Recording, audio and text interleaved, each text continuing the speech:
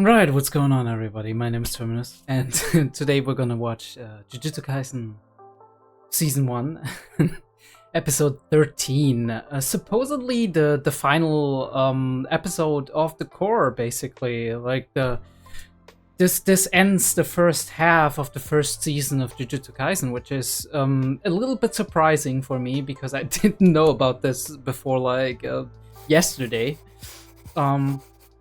So I kind of recorded episode 11 and 12 together, and now I'm stuck here with episode 13 to close out the episodes, or to close out the core, basically close out the story arc. If I mean, I should have seen that coming, but I didn't want to do 13 in addition to that, because it's additional time, it's additional like editing and whatnot. Either way, we're gonna watch episode 13 right now, and next week we're gonna continue with 14 and 15 and see what the new arc is gonna bring, what new fun we're gonna get into. That's the plan, at least. I do hope I actually get it recorded. I think I can definitely promise that you're gonna see some kind of episode next week. Most probably it's gonna be the 2 episodes, right? The 2 first episodes of the new core. And I'm excited to see it, because it's probably gonna be the tournament arc, let's be honest, right? We teased that in the beginning, like in episode 8 or something. We teased that, and we kind of gone to like Yuji's and Nanami's kind of little mini arc with Junpei being in there, and maybe we'll resolve this right now, and Junpei is actually gonna be part of the crew from now on. We'll see, right? We'll have to see, or if that's a long-term goal to actually get him back to normal again. But either way, we do have a probably really cool fight on our hands. I do hope I can show enough of that in terms of like editing and whatnot. Do let me know what you think about the cuts and whatnot. It's been a while since I've gotten some feedback on that. If you do enjoy the way I arrange that, if there's not too many jump cuts or zoom-ins. The zoom-ins help, by the way, to actually keep stuff on the screen, right? To keep like the episode going, and keep also the sound sometimes going, because that way the picture kind of changes. First of all, you see my expressions better, which I do really like, but I kind of need to tune the frequency, I've thought lately, right? Kind of seeing if this is what if you enjoy the frequency I'm using those zoom-ins in, or if I should do them less or more frequently. And we'll see where we go from there. If you're new to this, first of all, there's an entire first season, first core of Jujutsu Kaisen to watch. There's a couple of other series to watch. Check that out if you want to. All like the socials and whatnot are in the description down below. Patreon too, if you want to support me there. Edited reaction right here. The full-length reaction is on Patreon for like lowest tier supporters, right? Basic minimum entry fee. And it's gonna stay that way for a good while. I don't know if I'll change that down the line. Maybe I'll, right? Because it's a lot better for YouTube watch time and whatnot to keep it this way. If you would like to have like a full-time like timer reaction that you can sync up with your own thing, we can do that as well. Do let me know. I'm open for suggestions there, but so far most people have said they either prefer like the edited reaction, or they prefer like the full length. In terms of like the full length, right? We'll have to do something, because the full length is always kind of a little bit of a gray area when it comes to like detection and whatnot, and it's also a gray area when it comes to is it good for the channel, because obviously channel statistics play a role in that, all of that. And in the end, YouTube doesn't recommend you to as many people if your watch time is very low, and that's gonna be the case oftentimes, because most people click on the full length links, and then they either come back for the discussion if I'm lucky, or they don't come back at all because they've seen the full length and then they're done with it, right?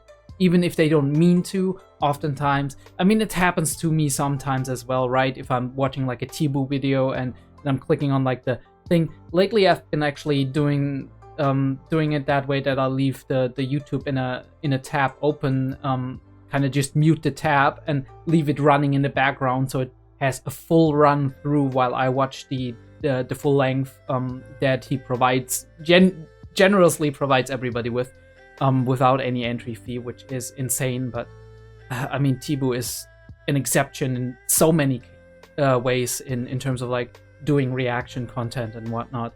Much like Shark, who just uploads the entire fucking videos and somehow just gets away with it. Like, holy shit, dude. I mean, I'm not mad at him. I'm enjoying them myself, right? The way he does it and whatnot. And I think really great that he actually manages to do that. But how the fuck does he do it? Either way, I mean, I still have to learn this level of wizardry. I'm not at the 𝔸𝕬𝕐𝕦𝕐𝕦 level yet, but let's get into the episode. Well, we talked enough, right? We have a lot at stake. We have the matchup Maito versus Nanami and Yuji. I wonder what and if Itadori-kun is actually gonna manage to hold his own in this fight, and if we need to have some additional support, right, reinforcements, or if our fight is gonna be interrupted, because I can't imagine Maito actually dying in this specific instance, because he's a very important character who has been built up over the course of all of that. So I do expect some kind of stalemate to some degree. Either he draws back because he realizes Gojo is fucking there, or maybe something else, right? Maybe something surprising like Megumi and Nobara and whatever coming to the rescue. That's also a possibility, of course. Now then again, maybe it's possible that just Nanami and Yuji can handle him, and he's like, nah, damn, if I continue this, I might be in trouble. Which I'm not sure what that does for like the power levels of our characters and how the stakes are set. But again, we do have more than one villain. He is not the sole villain. We have a group of villains, so we can still kind of play with the power dynamics and keep people on a level where they're still like within reach, within range, but still provide like proof to be a threat, because there's multiple of them, right? And if the constellation fits, right, the matchups are bad for our side, right, for the good guys, then there's still gonna be tension that is being built, right? But let's get into it, right? All right, JJK, episode 13 starts in 3, 2, 1. Oh yeah, we have the veil there. I forgot that. And that's Junpei, man.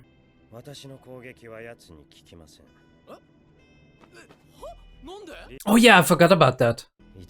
Ooh, he looks really scary there. Like the shadows and all of that. That's cool.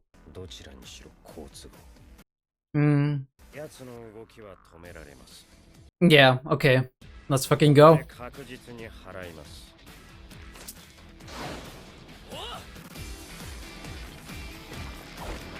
One thing I really appreciate about JJK is like the soundtrack. It's really good. Bro just growing eyes everywhere. Oh, we are going wild with this. Oh shit. Okay, this is what I was hoping for, kind of. You can feel the movement.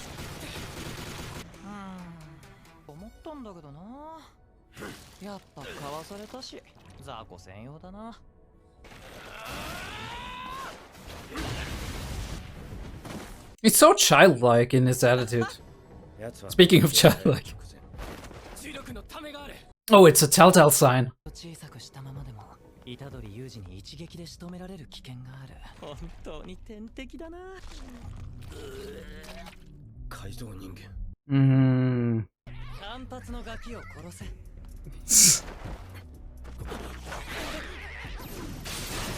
And he's going for a new Nanami.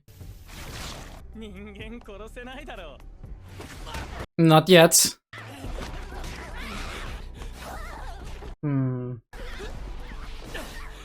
Fucking moral quandaries here.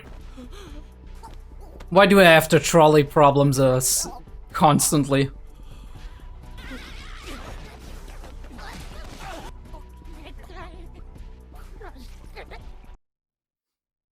I mean, I'm begging for it.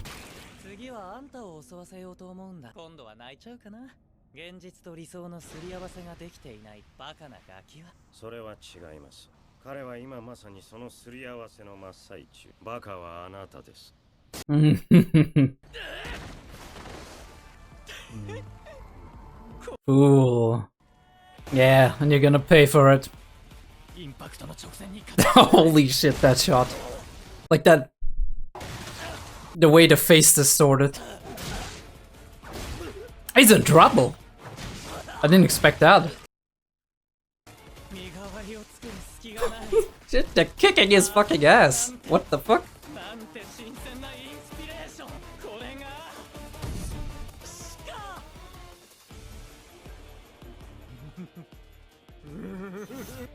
He's enjoying it way too much.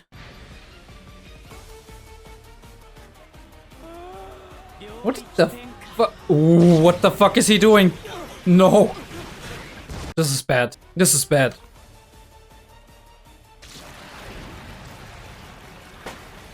This reminds me so much of Chainsaw Man.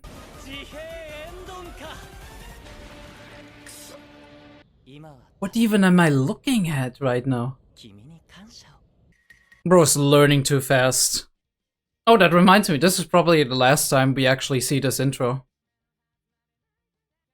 Gojo, where are you? Like, holy shit, dude. Bro's sleeping half of the season. Unbelievable. The fair shadowing of the domain expansion, nice. There again. And back to sleep. And we're wide awake right now. Tomorrow. What an interesting title. Oh no, he's outside.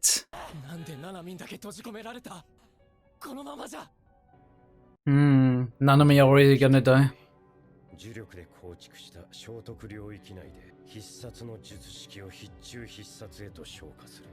And you have never obtained it, okay. Yeah, and all of this is him.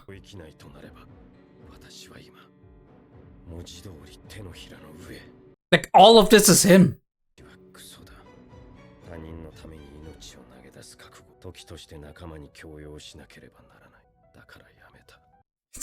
But you started up again. Alright, do we get his backstory?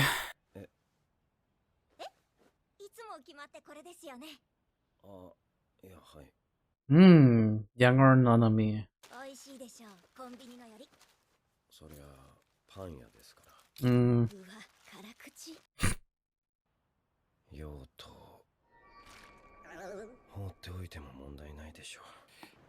Could be dangerous though, right? But he's working at the company, okay. No, sales company.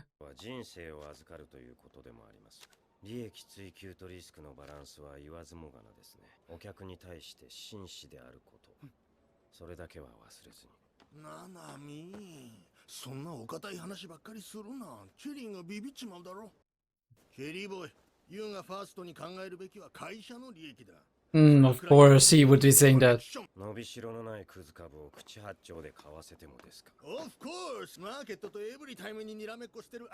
Yeah, of course. Bro doesn't like that, yeah.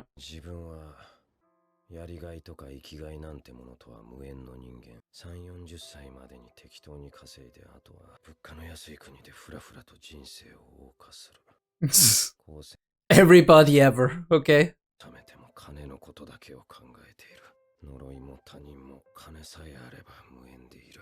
Keep telling yourself that, man. Oh, I love that shadow over the... Is the money making you happy?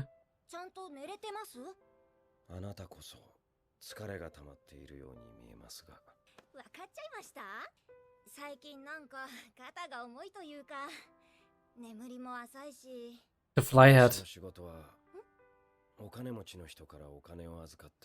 I mean, fair, that most of them are wealthy.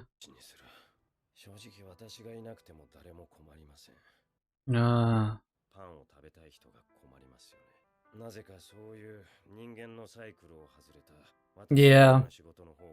This disparity here.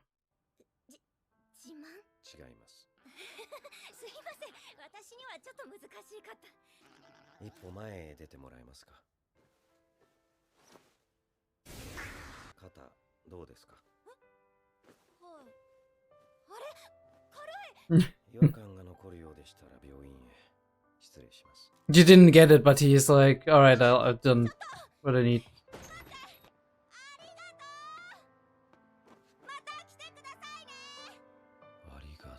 Nice to hear that sometimes and it be genuine, right? But...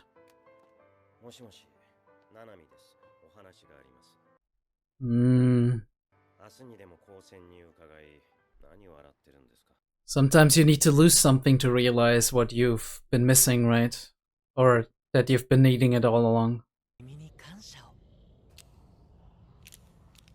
Takes off the glasses, alright. Not yours, right?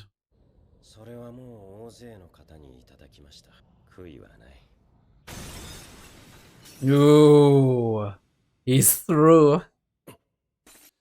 Holy shit. Here we go again. Wonder Boy coming in.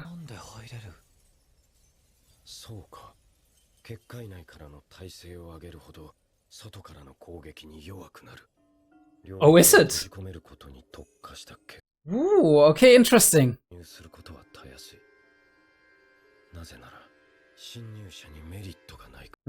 Technically not, right?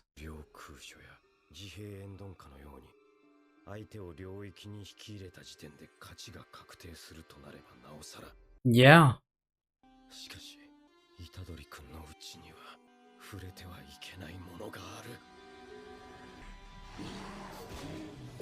I mean, he did already touch it.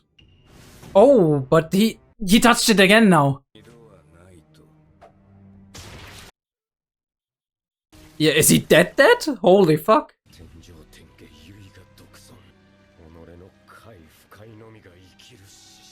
He's like, he's giving me Gilgamesh vibes, right? From like Fate. He's literally Gilgamesh. Why is he so fascinated by Megumi? I do wonder.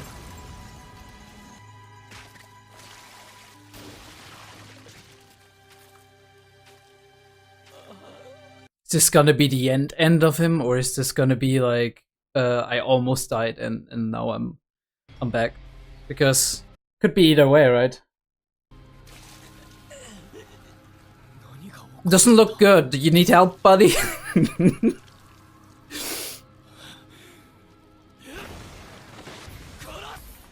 Ooh.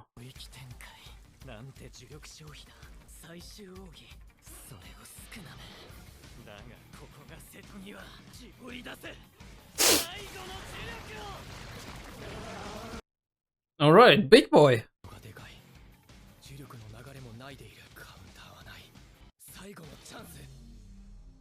What's gonna happen here? He's gonna win. Blunt force. I do love the black and white.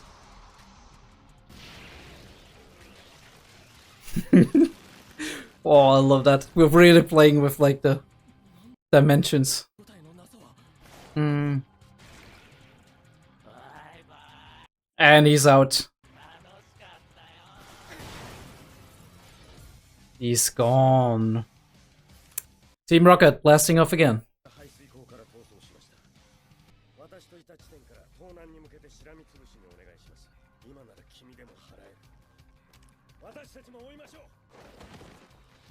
Oh, he's done.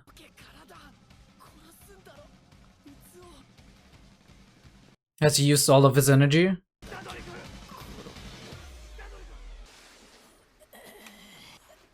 Bro's like a cockroach.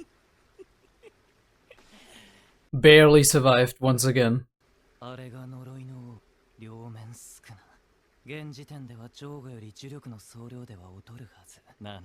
Should have.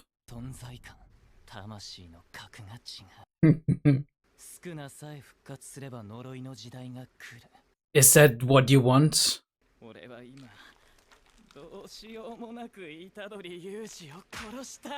Oh, this is gonna get personal, huh?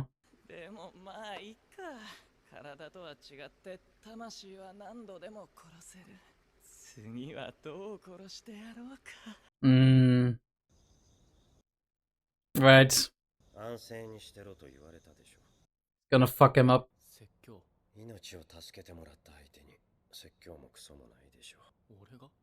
Oh, different outfit.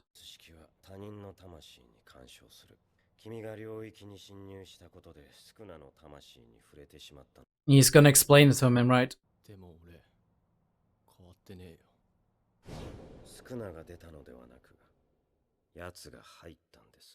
Yeah, he accidentally went in. I mean, it was his presence. Yeah, you gotta live with that.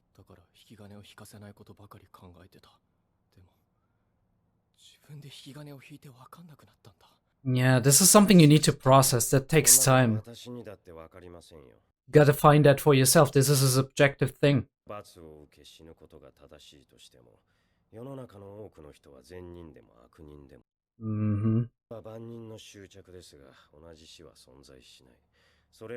All truths here.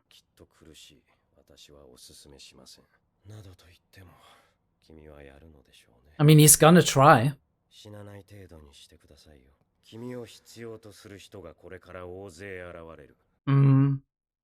Stay alive so people, because people need you.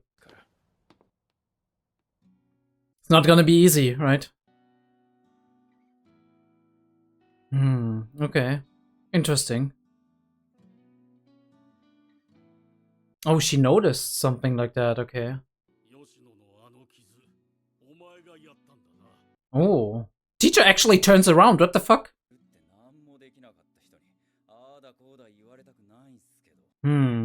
He has the authority at this point.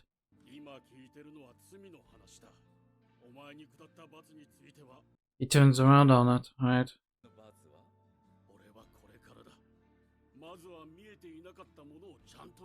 Wow, okay.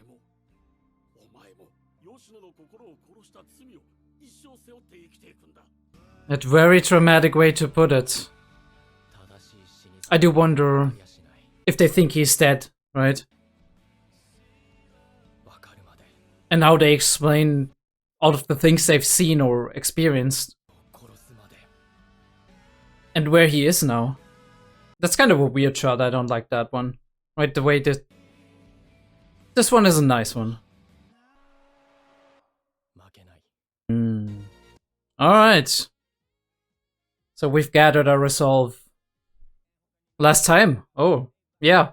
Really like this ED. It's really groovy. Again, I'm wondering how they did it. Like, did they motion capture when they recorded these sequences? I mean, you can still do that with just drawing, right? But it's so smooth. I'm glad that we still have Nanami. Because he's a really neat character. Sure, he's gonna be more interesting down the line. Okay, that is not very, ecstatic.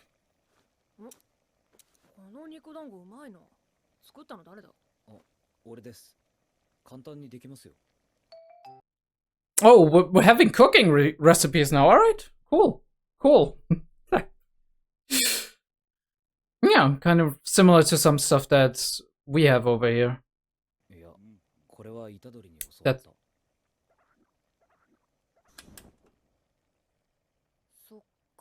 Oh, this is actually pretty...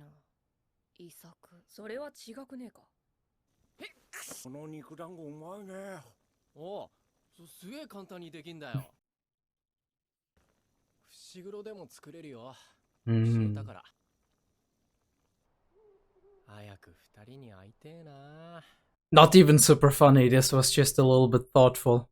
Alright. Don't even want to see it, actually. Don't even want to see it. Like... I don't need to see it. Alright. Let's talk about it a little bit and then we'll get into core 2 next week, probably.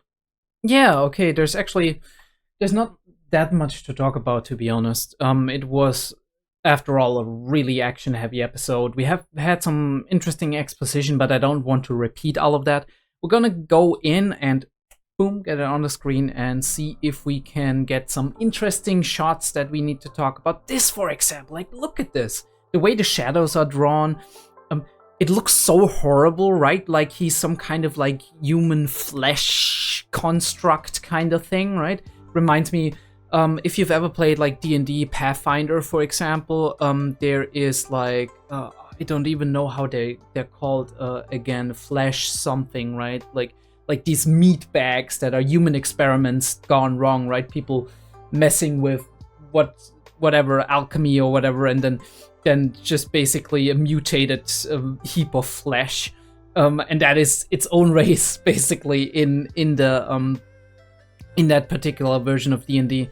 Very, very cool, very well drawn, right? How we play with the shadows. We do have like the deep shadows.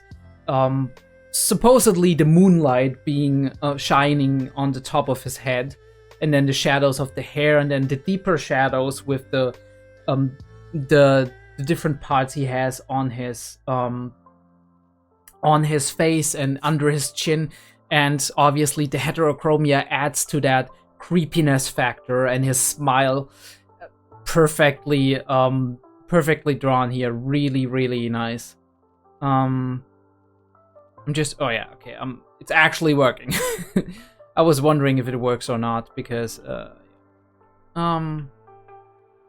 there's a lot of cool stuff, like blending in the eyes when we're seeing through glasses. That's a classic way to just close the distance to a character. First of all, we don't see their eyes, and eyes are commonly referred to as the windows to the soul, right? And if we don't see a character's eyes, especially in anime, but also in other kind of media, right? Even in live action media, if we don't see the eyes of somebody, it's very hard to read the intent of somebody, right? The emotion they're going through. Obviously, there's other signs for the emotions they're going through, but it feels like you can connect more to a person if you're looking them in the eyes. So switching from the eyes being not drawn out, right, because they're behind some glasses, you do have this connotation of there's some hidden things going on, right? Hidden thoughts inside the character's head, maybe strategies, plans, whatever that are going on that we're not privy to. And in the moment that we actually open up, right, and we show the eyes or one of the eyes, this is the character revealing a part of themselves, right? Because this scene here, clearly it's like, we'll make sure to exercise him here, right? He wants to stop him here. He needs to stop him right here. This is at the heart of what he wants to do, and this is just a little bit of him peeking through. That's why it's just the one eye, I would presume. A lot of amazing animation that I can't all show. It's very creepy to have the eyes inside the hand. That is, but also a thing that you see very often, because it's such a weird way to display it. It always reminds me of the Evangelion scene with like where Gendo has the, if you know, you know. And yeah, they really go wild with animation and facial expressions to give him the max creepiness factor, which I absolutely love. This is probably my favorite sequence in the entire episode, maybe even one of my favorite sequences in this entire first core of the anime. Like the very swishity swooshy shape of his character in these frames where he's moving very fast, and the ground is obviously pacing by. I do assume like the ground is kind of CG-fied. The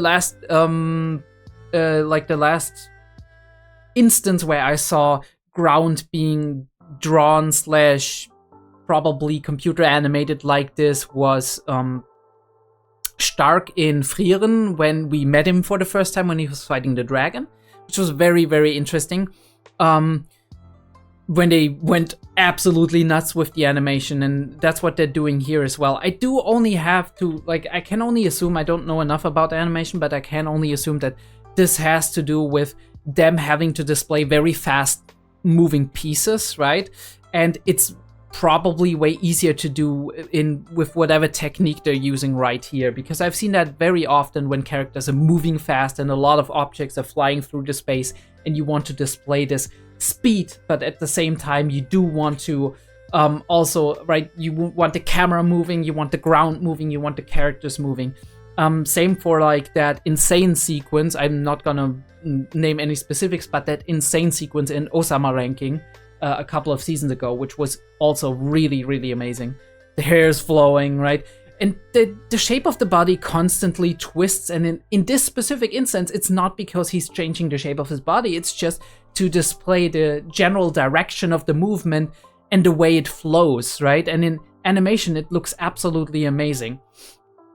We can see the momentum shift, and when we have like a close-up where we want to show a lot of details, obviously we change it up again to a more very, very in-depth detailed shot with a lot of like line art as well. Well, this is like less line art here, but like you do have clear lines, you do have shadows, you do have color and texture, and this kind of thing that he does with his arms reminds me of two specific anime moments. First of all, I don't know how he was called, something in Monogatari, Kitsu Monogatari, the second movie, especially that vampire dude, but also Parasite, weirdly, right? Parasite, the Maxim, was a great series, by the way, big recommendation. The shape changing of the parasite, which was also amazing back then. But we do have these insanely fast movements, right? We flip the script, and our human eye is somehow still able to recognize this as a clear movement that doesn't look weird at all, despite these, right? The sword suddenly loses its form, right? But it draws the movement that the character is performing here, which is really cool. He's dodging, and we do see this two-way fight actually happening right before our eyes, right?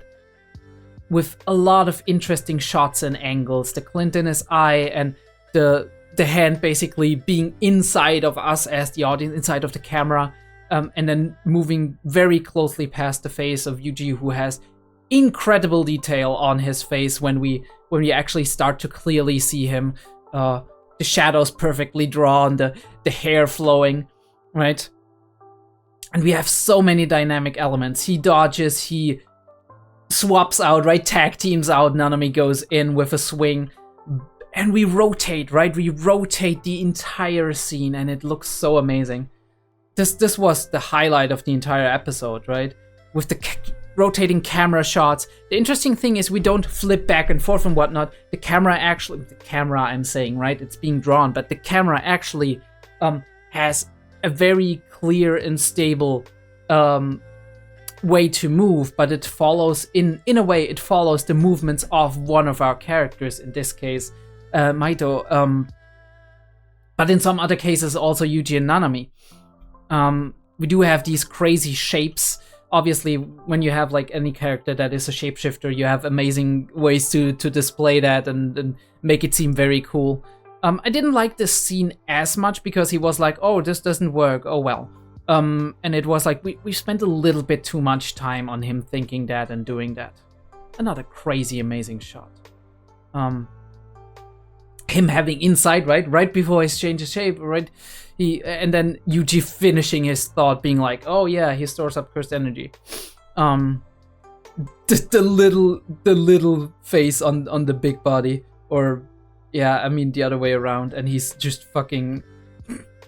He's vomiting up humans, deformed humans, which again we go in with the moral quandary. I was saying, like, why do we have to trolley problem this all the time, right?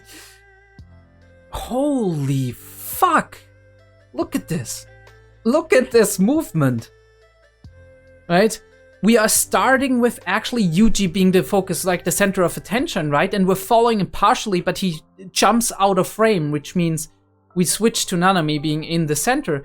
And suddenly, swoosh, Maito comes in and has this giant, enormous, amazing looking attack. Look at this. It looks so cool. It looks so cool. And he's basically Matrix dodging it. They had a lot of fun with animating this. I can already see that. Like, amazing stuff. But we build in the themes, right? We build in the moral quandaries. Like, at this point, these people, they can't be turned back, at least supposedly, right? There's like, we don't, well, based on our knowledge, they can't be turned back. So is it humane to actually put them down? Because some of them are even asking to be put down. And I guess this is what's giving Yuji the resolve to actually do it in the end, but he is obviously doubting himself and asking himself, right, I want people to go out in a way that feels right. And this is not, right? This doesn't feel right. Though you could be making the argument that the moment they got transformed, this is the moment they did go out. So whatever you're doing is just doing them a mercy. And I guess this is also how he sees it, but there's these conflicting thoughts going on. I mean, it's the same like if you have somebody who is who has a sickness or some kind of issue that will kill them, and you know there's nothing that you can do against that. Like, what do? Do you let them keep suffering for like weeks or months until they die, which is currently kind of like the state of the current affairs when it comes to like medicine and whatnot, right? All you can do is kind of just give them meds so that they don't feel the pain anymore. How humane is it to actually say, okay, you want to go, right? We'll help you go. This is like a huge moral issue in today's world. Like, I mean, obviously there's always the chance, right? But should you make it reliant on you believing that down the line you'll find some solution, or should you maybe prioritize how the person feels in that moment? And if the person, after some consideration and processing, actually made the decision, you know what, I can't, right? I don't want this anymore. Isn't it okay and humane to actually help them get what they want, right? If you know what I mean. And some people would say yes, and other people would say no, that's just not right. It shouldn't be in our power to do so. Because what if the person, like a second later, after they made the decision and already started to do the deeds, suddenly realized they don't want to do it, right? Isn't that also a perfect like representation, right? Isn't that like also part of them and part of what their desire is? So it's really hard because we ourselves, even if we are in these positions, we don't know, right? We have an opinion, right? But the opinion can change, right? And we're constantly processing these things. So it's really hard to make these decisions, especially if they're for other people and if these other people can't necessarily talk, right? And if we don't know if there's insecurity about if we could maybe fix and solve the problem down the line. So yeah.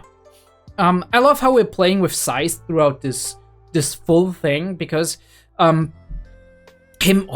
great shot. Him changing shapes and his facial expressions are so well drawn. They're so deformed, right? He's smiling or being shocked in a way that a normal person wouldn't look if they smile or if they express shock or whatever. It's so malleable. There's so much wobble going on here. And it makes it very, like, horrible. But they keep kicking on him. I was thinking of, like, that JoJo meme. I think it was one of the later seasons with, like, the Italian thing. I haven't seen JoJo's. How they keep wailing on him. I was perfectly thinking about that meme where they just start kicking one person. It's great. It's cathartic, to be honest, with this asshole. But he's using this as a revelation. Interesting that here now suddenly his heterochromia disappears. I guess for traumatic effect, to actually put something, right? Or maybe they just didn't think of that exactly. But yeah, he starts with his domain expansion. This is what they didn't want to happen, right? Because he's developing. He's developing constantly and at a rapid pace, and he's learning and learning and learning. And here we have the horrible thing, right? He looks like an animated corpse, like his entire eyes are white. And suddenly there's like hands coming out of his mouth. Like it's some... I said this reminds me of Chainsaw Man. If you know, you know, right? If you've seen Chainsaw Man, you know what I mean. And this is like some kind of almost Junji Ito levels of horror. And not exactly, right? Because Ito is a class of his own. But this is kind of reminiscent of that. right? Having infinite limbs. And this is almost sensual, right? This animation here with the hand touching the other hand. It's like, but it makes it really creepy because it's in combination with Mahito as we have known him. And this is what's making it so incredibly unsettling, especially if we see like these hands growing and all of that. And we get into the details of another great shot, right? Lighting from down below, right? Lighting from down below. If you want something to look creepy, light it up from down below, because that creates, don't ask me why, right? Maybe some of you can tell me, but that creates a very, very creepy feeling in any shot. And this is a beautiful shot. Either way though, we are actually gonna get into the mechanics of all of this after the intro here. Yuji trying to get in. And we do see a little bit, do we see the backstory first, or do we see the mechanic? I guess we do see, yeah, because he's touching the target, right? And this is like his main thing. It's like, hey, I need to touch people in order to transform them, right? To attack them, basically, to change their souls, the shape of their souls. So, it makes perfect sense that his like domain expansion would be all of this is him, right?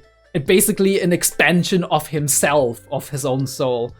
And in this way, he's basically touching you all the time. And with that, you have that guaranteed hit effect that's literally like one of the major characteristics of like the domain expansion.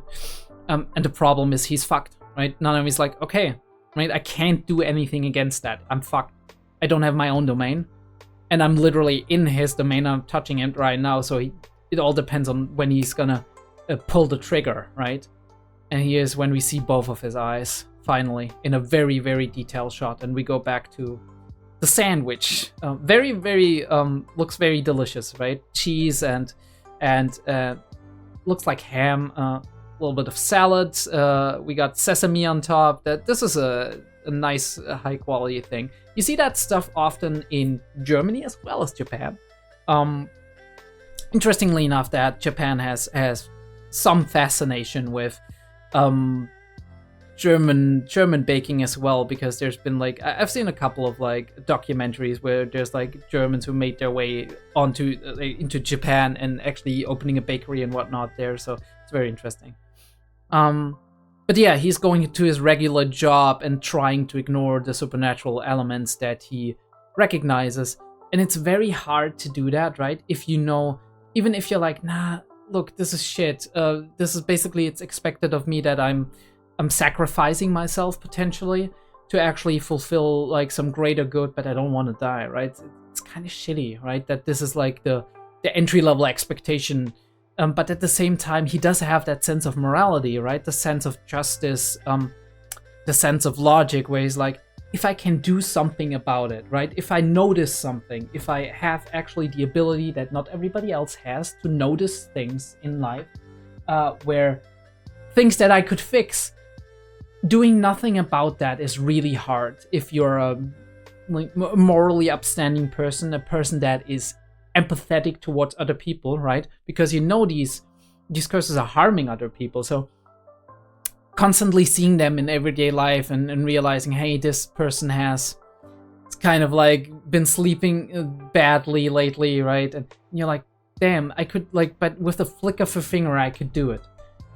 But there's this sense of like, if I make a fuss now, I could get in trouble, right? And I don't want to join back with the sorcerers. And actually, let me just write my own happiness versus the happiness of others, right? And he's trying to convince himself that money is gonna make him happy. We have this one shot which I absolutely love. This one, right? We're zooming into the fur of like the what do you call it? Right, the towel, right? The fur of the towel, and one side of it is lit up and the other one is dark, which is literally him being in conflict here with his own sense of morality, right? With the dark and the light. At the same time, he's overworked as well. And we meet again after a while, and she's asking him if he's doing all right because he has bags under his eyes, and he's like, well, you're not doing too great either. She confirms that. And we have that moment where he realizes, look, money's not gonna make me happy. Constantly seeing these things that are actually, you know, bothering people, right? Ruining people's lives maybe even, and not doing anything about it if I actually had the, like, if I had the opportunity, if I had the skill and the knowledge to do something about it. This is making me unhappy, right? This is bothering me. And so he calls Gojo. It's very interesting because if you have certain abilities, obviously there comes a responsibility with that. And I think it's like, obviously the old Spider-Man sentence is kind of like washed out at this point, right? It's overused, right? With great power comes great responsibility. But to a minor degree, we can actually apply that to everything in life, right? You do have skills to do something, and if what you do could benefit other people, it is not all that easy to ignore that, right? Especially as a person who is empathetic with other people, as a person who is not ice cold and has shut themselves off or is very egotistical or narcissistic. It's very hard to see other people suffering if you could be the one to ease their suffering. Obviously, there's elements where this can be too extreme. I see that a lot because I've been working a lot in also social jobs where people are doing things for other people, right? We do see that in jobs that deal with sick people or mentally ill people or like hospitals or all kinds of jobs where you're taking care of other people to some degree, where your own empathy towards these people is used against you, right? You don't have enough people, but you are already working at the max, maybe even doing overtime and whatever. And when you try to take that time for yourself and you're saying, hey, look, I need that, right? I need that free day here, or I need to do something for myself sometimes because that's important for my mental as well, right? Otherwise I can't keep up this work and can stay on the level I'm at without just suffering from it. And then people are like, well, think of these other people. You need to be there for them. And then you're in that moral quandary between, do I choose myself, right? Do I choose my own emotional and personal and mental health? Or do I choose the health of other people, right? It's equally important, right? But I think sometimes, especially if you are a person who normally gives and gives and gives and gives, sometimes you just need to take a step back and be like, okay, I need this for me, right? Because if I don't take this time, if I don't take these little moments, if I don't take these days off, if I don't take these moments where I can actually relax and actually not be at work and be in the moment, right? Be stressed, then long term I'm going to burn out. And you see that a lot, right? Burnout was, I think, social jobs that were the first where people discovered burnout, right? Doctors that were back in the day working 72-hour shifts. Like, think about that. Think about doctor, like, being in a hospital for 72 hours and like at hour 65 or something, they have to do an operation. Like, a human being functioning beyond 24 hours, that is like, your mental progressively gets worse with each hour above that like 24-hour mark. So not even in terms of like what's good for yourself, because this is accumulating stress, it's preventing your body from healing, right? All of these things, not even for yourself, but also for other people, right? You're starting to become sloppy, you're starting to become unable to make good decisions, proper decisions. You got to take that time. But obviously in these days, right, in our modern world, it's work, right? Productivity, you gotta be in the hamster wheel, and this is not easy to manage sometimes. I can perfectly see that Nanami is like, I can feel him on so many levels. But obviously he decides for that, because he decides to go back into that world, because he's like, that thank you gives me a lot more than just getting all that money from rich people to keep people rich and make them richer, right? Like, or scamming people out of their money. Like, come on. I mean, some rich people deserve it. No offense, but it's not giving you the same satisfaction than people genuinely being thankful and you feeling like you're making a difference in life, right? Beautiful shot of the skyline. The skyline, the skyscrapers, by the way, being also kind of a symbol for, like, if you look at that, the financial world, right? Like the money thing. The companies that only care about that, especially in Japan, there's a lot of those, but also in all kinds of countries of our Western world. Everywhere where money gathers, like the the buildings are high as fuck. Even Germany, like the one city that you connect with money, right, with the financial stock market and whatnot, is Frankfurt. And Frankfurt is one of the only cities that has a skyline that is kind of inspired by New York, right? Inspired by Manhattan. Yeah.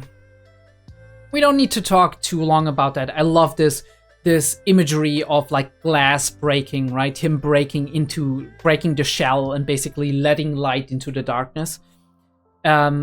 Which is something nobody would have expected, him actually making his way in. Looks very cool in that, with the contrast and all of that.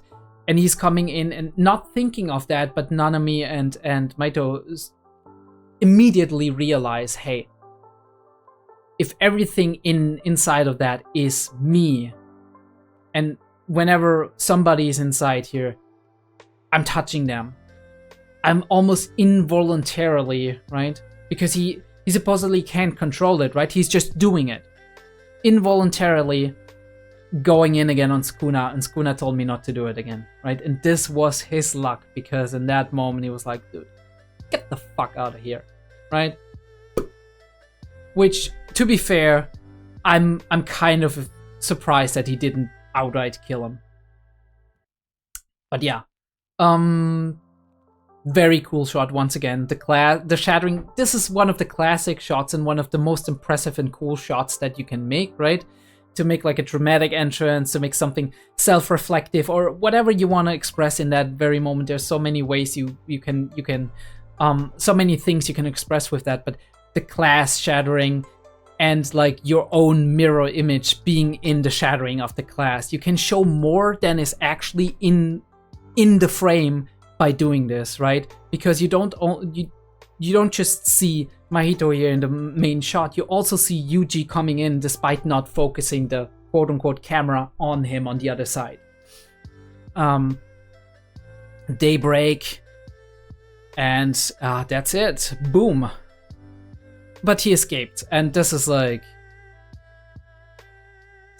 again, I said I love how we're playing with, like, dimensions here. He's just bloating himself up like that one ghost in the old Ghostbusters movie, and Yuji's coming in with the black and white line art shot. This is so cool.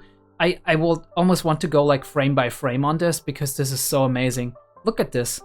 We're coming in with, like, the good old solid black and white, and then we go into kind of sepia shape, super defined, extreme shadows here. Such cool and amazing shots. And we're going further in. We're kind of mixing in the powers, right? The Jujutsu powers. This is like negatives.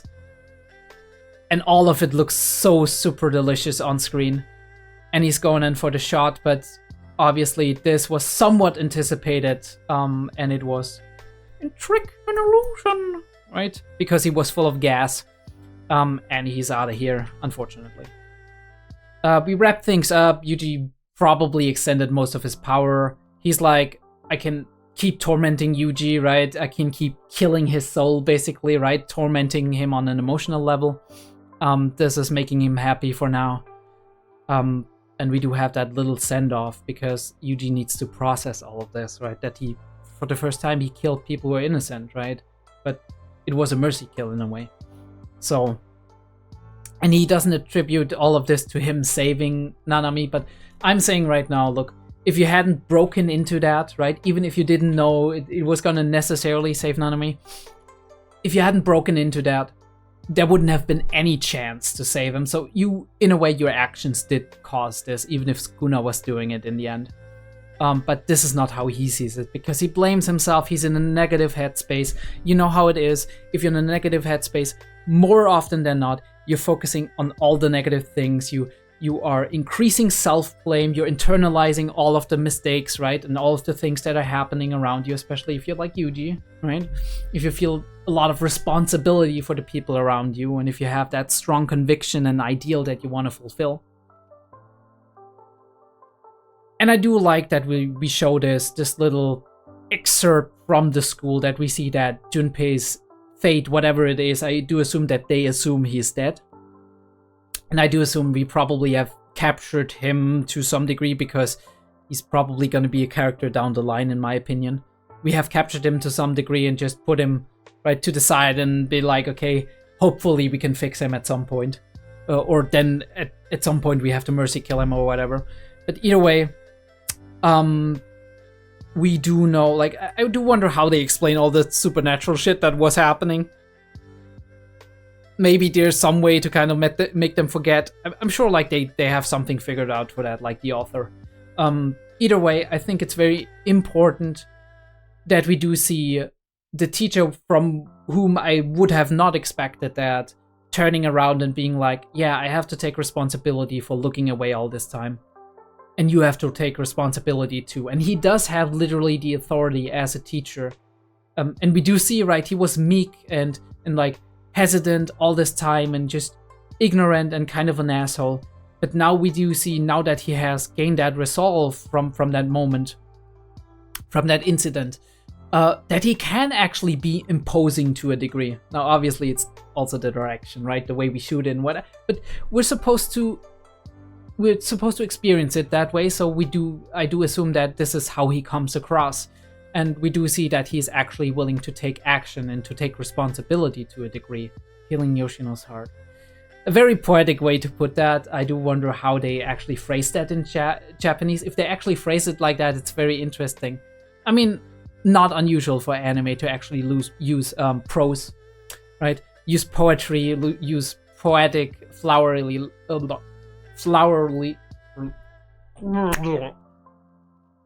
I'm sorry. To use poetic language to actually display an idea such as this, even though I would assume that the teacher in this case wouldn't use that language, maybe necessarily, but who knows? Maybe I'm wrong on that. Nice shadows here. I did actually not like. Interesting that, once again, I said that in the reaction. I'm wondering why Sukuna is so fixated on Megumi. This is gonna come into play down the line. I'm very curious about that. The shadows are amazing here. I didn't like this, right? It's weirdly kind of squashed. Not the environment. The environment is alright, but the characters in it and the detail is a little bit low. But it's an in-between shot, so I'm like, whatever, right? Most of the shots in this episode were amazing. So I can kind of forgive that they kind of maybe hurried a little bit on that shot and didn't pay too much attention to it. Last time we see the intro, very much a shame, but it is what it is. I watched Jujutsu Kaisen episode 13. Actually, there was a decent amount to talk about. Yeah, I always lie when I say there's not a lot to talk. If you liked the video, leave me a like, subscribe to the channel. There's probably gonna be Jujutsu Kaisen next week. Maybe one episode, maybe 2 episodes. We'll see. Check out the Discord and the Patreon if you would like to. For full length, early access, all of that jazz. For Spice and Wolf reactions too. So maybe you're into that. And I'll see you next time.